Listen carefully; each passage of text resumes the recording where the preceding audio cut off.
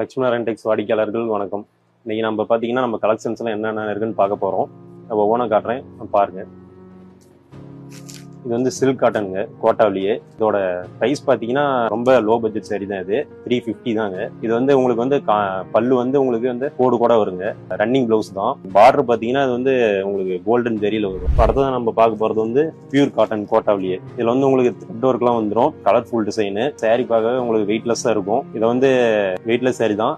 இது வந்து ரேட் பார்த்தீங்கன்னா 500. அடுத்ததான் நம்ம பார்க்க போறது வந்து கோட்டா சில்க் காட்டன். இதோட ரேட் பார்த்தீங்கன்னா வந்து 550. இதுல வந்து உங்களுக்கு பிளவுஸ் வந்து ஜக்கார்ட் டிசைன்ல வரும்.